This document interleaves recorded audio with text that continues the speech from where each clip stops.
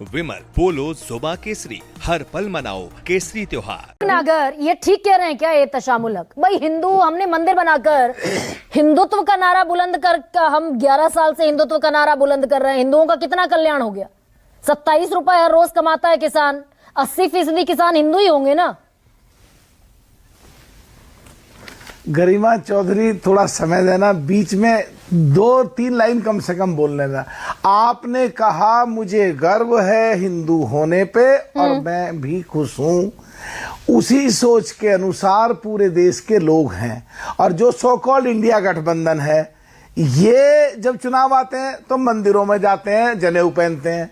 वैसे अगर बात करो इनसे, तो जब कांवड़ यात्रा होती है आपारम वहीं से, पश्चिम उत्तर प्रदेश से, तो हम खुद, मुझे भी गर्व है हिंदू होने पे। लेकिन मैं कह रहा हूं आपके टेलीविजन पे मुसलमानों के हक की कहीं बात आती है देश के संविधान के अनुसार, तो हम खड़े हैं।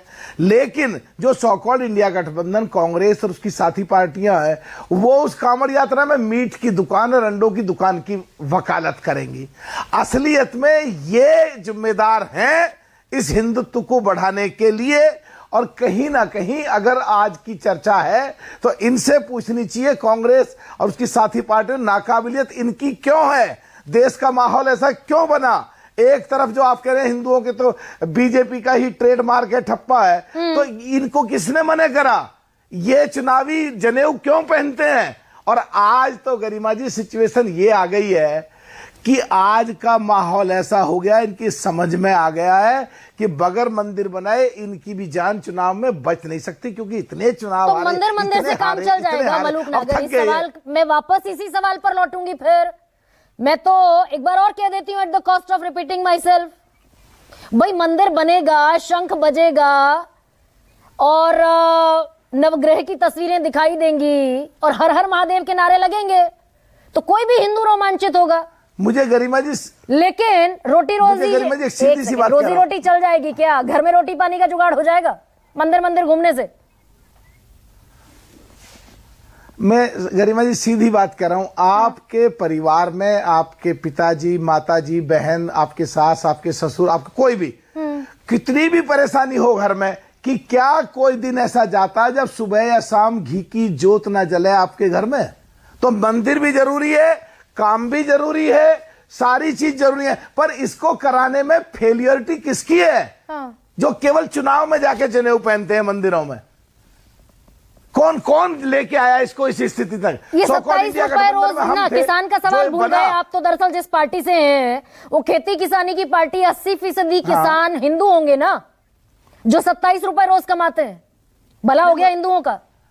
नहीं, मुसलमान भी, नहीं गरिमा जी, मुसलमान भी बहुत सारे किसान हैं। 80% तो हिंदू ही होंगे ना। किसान जो है, हाँ, बट हाँ है, तो ये 27 रुपए में भला हो गया ना हिंदू का? धर्म को भी मानते हैं। नहीं, ऐसा नहीं है, वो सारी चीजें भी जरूरी हैं, ये भी जरूरी है। यहां जाना पड़ेगा कि फेलियरिटी किसकी थी। हम भी सो कॉल्ड इंडिया गठबंधन में थे, नीतीश जी को भगा दिया। पूरे देश का एक प्रदेश बता दो जहां सो कॉल्ड इंडिया गठबंधन 2022 आपस में ना लड़ रहा हो। मलूक नागर, नहीं गलत बात। मलूक नागर, 2022 तक किसानों की आय दोगुनी होनी थी। अगर मैं तुम्हारे बीच में बोलूंगा, 2022 तक किसानों की आय दोगुनी होनी थी, ये वादा किसानों से किसने किया था? गरिमा जी, आपके बीच में मैं बोलूंगा आपको दिक्कत होगी। आपका भाई मैं तो बिल्कुल सीधा सा सवाल पूछ रही हूँ। दो कम से कम।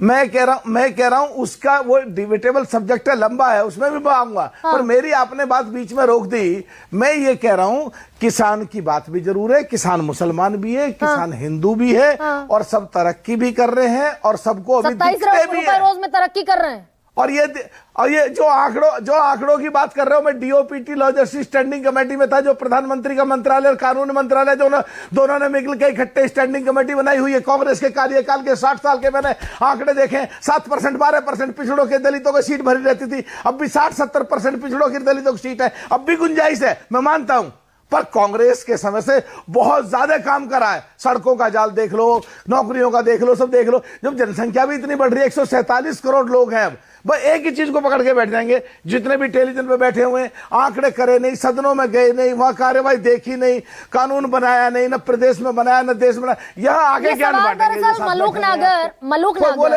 नागर 1 सेकंड, मैं सिंपली आपसे एक सवाल पूछ रही हूं। 2017 में किसानों की आमदनी बढ़ाने का, दोगुनी करने का वादा हुआ था कि 2022 के आखिर तक किसानों की आमदनी दोगुनी कर देंगे। 25 में 26 में बैठकर मैं ये कह रही हूं 27 रुपए हर रोज कमाता है किसान, उसका 80% हिंदुओं का चंक है। भला हो गया हिंदुओं का मंदिर बनने से।